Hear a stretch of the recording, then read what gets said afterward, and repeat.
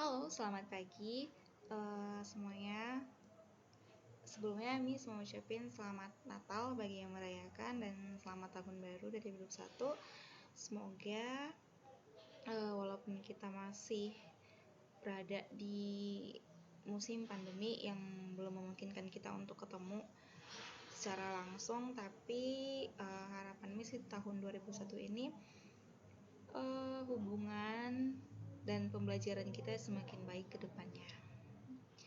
Oke, pada kesempatan kali ini kita akan membahas teks diskusi yang tentunya di semester 1 kemarin kita sudah sempat membahas bagaimana struktur dan tujuan dari teks diskusi. Di semester 2 ini kita akan membahas teks diskusi tentang kaidah bahasa yang ada dalam teks diskusi dan bagaimana cara menyusun teks diskusi. Oke. Yang pertama, kaidah kebahasaan dalam teks diskusi itu adalah kata penghubung atau konjungsi. Yang pertama itu konjungsi yang menyatakan pertentangan. Seperti yang kita lihat di contoh yang Miss bagikan di slide ini, ada sebuah contoh paragraf yang berisikan tentang konjungsi pertentangan. Kita baca.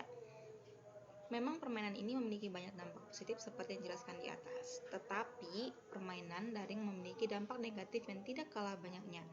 Permainan ini dapat mengacaukan manajemen waktu jika tidak diatur dengan baik.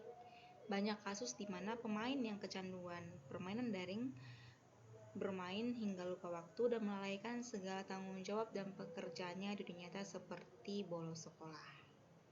Di sana sudah Miss beri tanda garis miring dan huruf tebal kata tetapinya. Nah, kata tetapi pada paragraf tersebut di atas berfungsi untuk menyatakan hal yang bertentangan dengan kalimat yang sebelumnya sudah dipaparkan.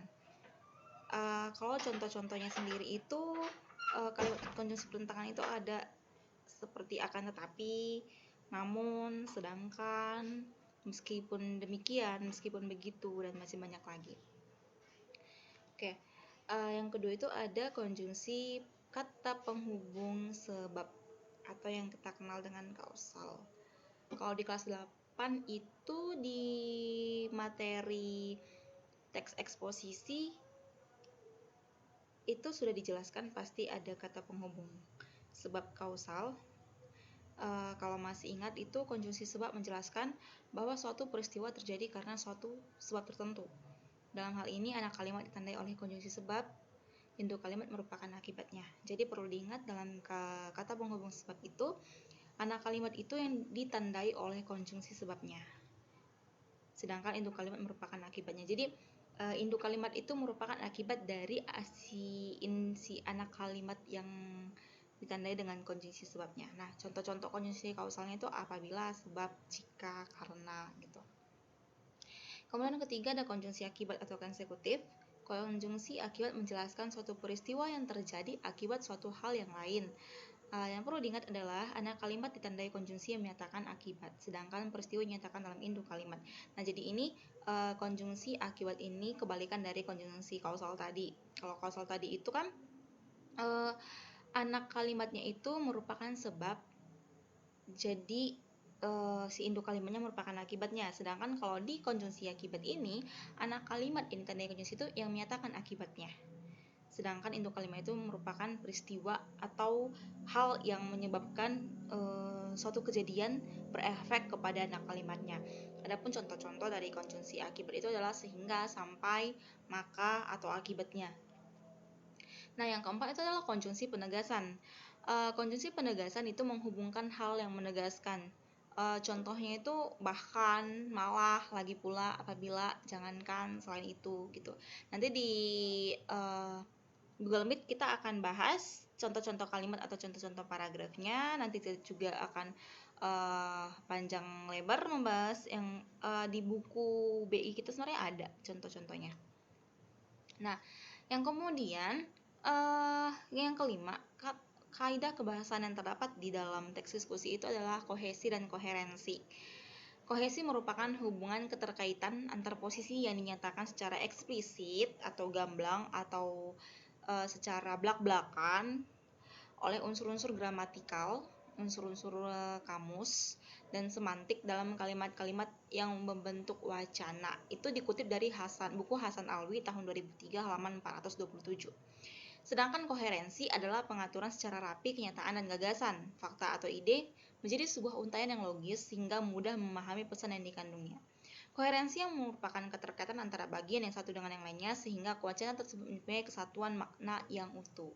Nah, untuk kohesi dan koherensinya ini nanti kita akan punya Google Meet tertentu untuk membahas secara lengkap, dan kita akan mengaitkan pada contoh-contoh di buku BI halaman 132. Oke, Miss Rasa, untuk materi yang perlu diingat dalam teks diskusi part 2 ini adalah tentang kaidah kebahasaannya sendiri ya.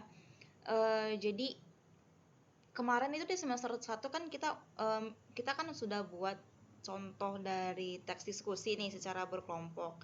Nah, kali ini di bulan ini materi teks diskusi ini akan Miss tekankan contoh-contoh kata penghubung yang terdapat di dalam teks-teks yang sudah teman-teman buat kemarin di semester 1. Nanti Miss akan kumpulkan kembali teks-teksnya itu dan kita akan bahas bersama-sama ada kata penghubung apa saja yang terdapat dalam teks diskusi yang kawan-kawan telah buat gitu.